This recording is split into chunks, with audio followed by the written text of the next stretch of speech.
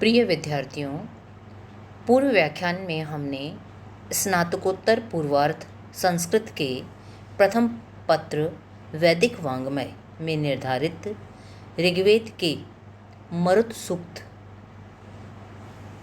का अध्ययन प्रारंभ किया था। ऋग्वेद के प्रथम मंडल के 85वें सूक्त मरुत सूक्त में कुल 12 ऋचाएँ हैं। इनमें से 8 ऋचाओं का अनुशीलन हमारे द्वारा पूर्व में किया गया है। आज हम 9वीं ऋचा से अपना अध्ययन प्रारंभ करेंगे।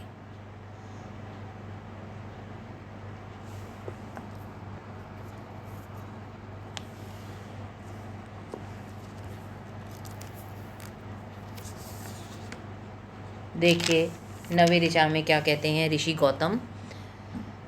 त्वष्टा यत् वज्रम सुकृतम हिरण्यम सहस्रभृष्टिम स्वपा आवर्तयत् दत्त इंद्रः नर्यपासी कर्तवे अहन वृत्रम निरपाम औब्जत अर्णवम। देखिए स्वपः सु अपः शोभन कर्म करने वाले त्वष्टा, विश्व की रचना करने वाले त्वष्टा ने सुकृतम, सु सम्यक रूप से, कृतम बनाए गए, हिरण्ययम स्वर्ण निर्मित अथवा प्रकाशमान, सहस्रभृष्टिम हजारों धारों वाले, यत वज्रम जिस वज्र को, अवर्तयत दिया था, प्रेरित किया था, इंद्र के लिए प्रेरित किया था, इंद्र के लिए दिया था, इंद्रः उसे इंद्र, नरी संग्राम में, अपांसी कर्मों को, कौन से कर्म, शत्रुवध रूपी कर्मों को कर्तव्य करने के लिए धत्ते धारण करता है।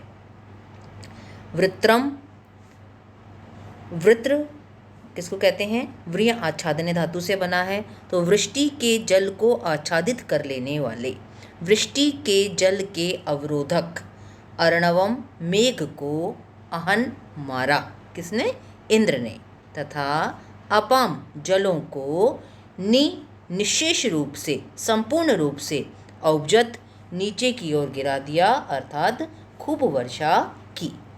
शोभन कर्म करने वाले तथा विश्व की रचना करने वाले त्वष्टा देव ने सम्यक रूप से बनाए गए स्वर्ण निर्मित या प्रकाशमान दैदीप्यमान स्वरूप वाले, हजारों धारों वाले जिस वज्र को इंद्र के लिए दिया था, उसे इंद्र संग्राम में शत्रुवध रूपी कर्मों को करने हेतु धारण करते हैं। नित्य प्रति जीवन के संघर्षों में अवरोधक, शत्रु रूपी अवरोधकों को दूर करने के लिए, समाप्त करने के लिए धारण करते हैं। और सबसे पहले उन्होंने क्या किया था, इस वज्र से इंद्र ने वृष्टि जल के अवरोधक मेघ को, अपने भीतर वृष्टि के जल को छुपा कर रखने वाले मेघ को मारा था और जलों को निशेष रूप से पृथ्वी पर गिरा दिया था, अर्थात बहुत अच्छी वर्षा की थी। स्पष्ट है। आगे देखिए अब क्या कहते हैं। ऊर्ध्वम नुनुद्रे अवतम त ओजसा दद्रिहाणम चित्त बिभीत उर्वी पर्वतम धमंतः वाणम मरुतः सुदानवः मदे सोमस्य रण्यानि चक्रीरे। क्या कहते हैं यहाँ पर देखिए, ते उन मरुतों ने अवतम नीचे तल वाले कुएं को, जिसमें पानी का स्तर बहुत कम रह गया है, ऐसे कुएं को ओजसा अपने सामर्थ्य से अपने बल से, ऊर्ध्वम ऊपर को, नुनुद्रे प्रेरित किया, यानी ऊपर तक भर दिया, दद्रिहाणम गतिरोधक, गति में बाधा पहुंचाने वाले, यानी उस कुएं को गौतम ऋषि के आश्रम की ओर ले जाते हुए मार्ग में गतिरोधक, जो पर्वतम चित, पर्वत को भी, विबिधु, वि सम्यक रूप से, विशेष रूप से, विबिधु विध धातु है आपकी, तोड़ दिया था। सुदानवः शोभन दान देने वाले, मरुतः मरुत देवताओं ने वाणम वीणा विशेष को, 100 तारों वाली वीणा विशेष को यानी मधुर आवाज़ को धमंतः बजाते हुए सोमस्य मदे सोमपान की प्रसन्नता में रण्यानी रमणीय धनों को चक्रीरे प्रदान किया। इसमें मरुत देवता को संबोधित करते हुए ऋषि गौतम कहते हैं कि ये मरुत देवता जब अपनी सौम्य गति से धीमी आवाज़ के साथ प्रवाहित होते हैं तो ऐसा लगता है मानो 100 तारों वाली वीणा विशेष को ये बजा रहे हैं। और किस खुशी में कि जो स्तोताओं के द्वारा इन मरुत देवताओं की स्तुति करते हुए इनके लिए जो हवि आदि प्रदान की गई थी, सोमरस रूपी हवि आदि प्रदान की गई थी, उसका सेवन करके ये बहुत प्रसन्न होते हैं और बदले में और उसके प्रतिफल के रूप में क्या करते हैं, ये स्तोताओं को रमणीय धन प्रदान करते हैं। क्यों करते हैं ये? क्योंकि शोभन दान देने वाले हैं, ये तो हमेशा देते ही रहते हैं जो सबको। और दूसरी बात क्या कह रहे हैं यहाँ पर कि जब मरुत सौम्य गति से बहता है तो अच्छी वर्षा होती है, मेघ पृथ्वी की ओर वृष्टि जल की धाराओं को प्रवाहित करते हैं। तो इसमें क्या कहते हैं, ये जो गौतम ऋषि के आश्रम में जो नीचे तल वाला कुआं था जिसमें पानी का स्तर बहुत कम रह गया था, उस कुएं को बहुत अच्छी वर्षा में सहायक बनकर इन मरुतों ने क्या किया, ऊपर तक भर दिया, उसे जल से परिपूर्ण कर दिया। और इस कार्य को करते समय मार्ग में पर्वत सदृश जितनी भी बाधाएं आईं उन सबको भी इन्होंने सम्यक रूप से उच्छेदन कर दिया, उनको सम्यक रूप से काट दिया, तोड़ दिया। अभिप्राय यही है कि मरुत देवता स्तुति करने वालों से जब प्रसन्न होते हैं तो उनके समस्त मनोकामनाओं को पूरा करते हैं।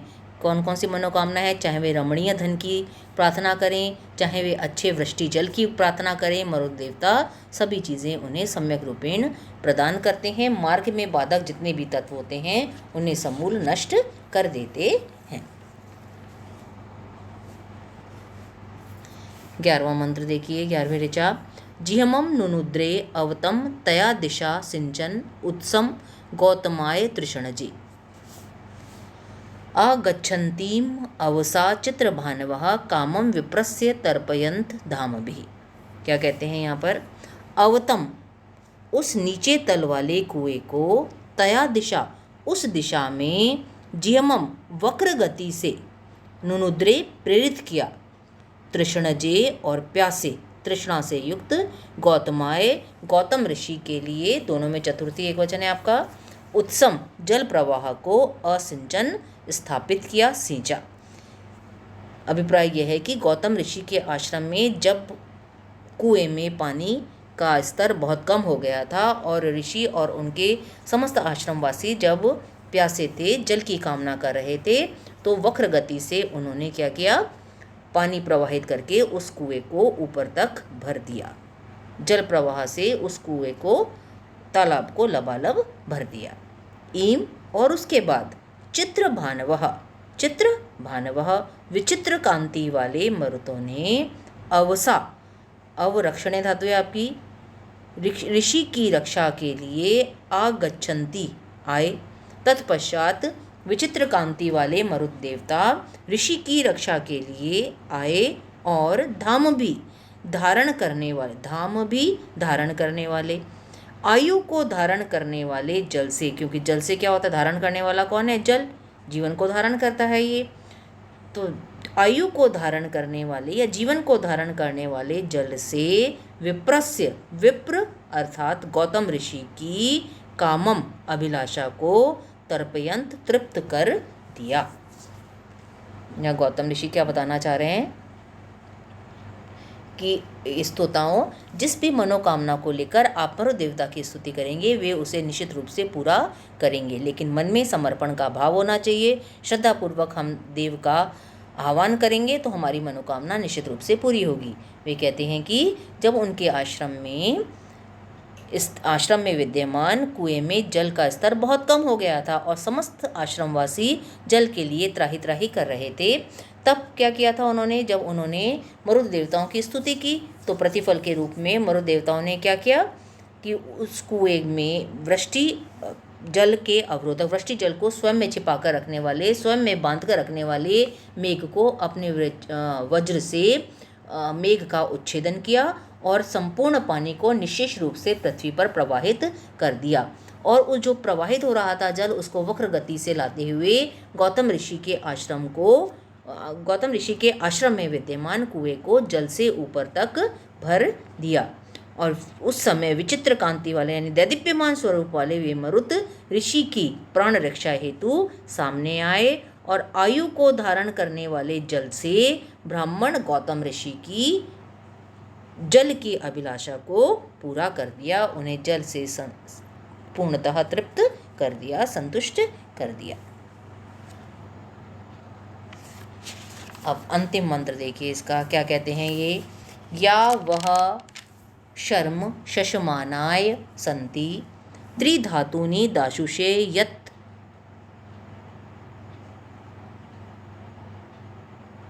अस्मभ्यं तानि मरुतः वीयन्त रयिं नः धत्त वृषणः सुवीरम। क्या कहते हैं यहाँ पर देखिए आप।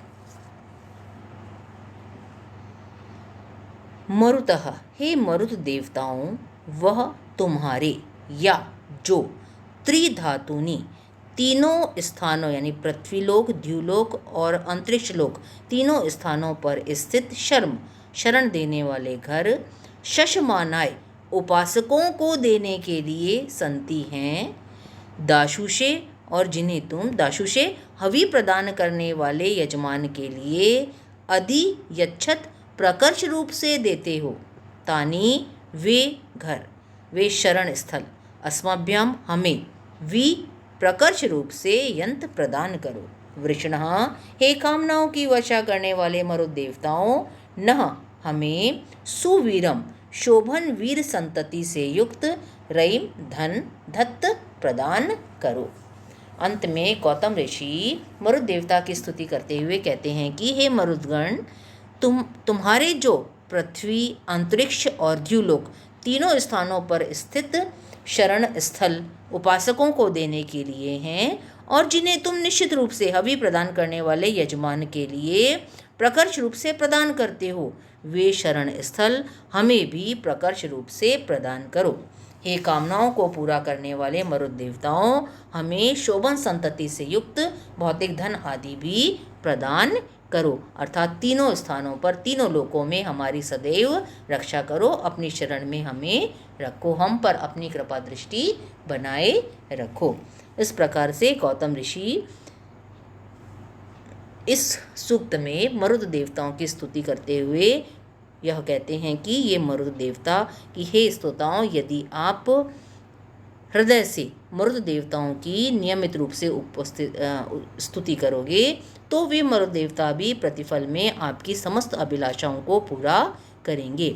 वे मरुत देव जब सौम्य गति से प्रवाहित होते हैं तो पृथ्वी पर वृष्टि जल की धाराओं को प्रेरित करते हैं, जिसके फलस्वरूप अच्छे अन्न आदि की उत्पत्ति होती है और समस्त प्राणी अपनी संतति सहित अपनी गौ संपदा आदि के साथ सुखपूर्वक निवास करते हैं।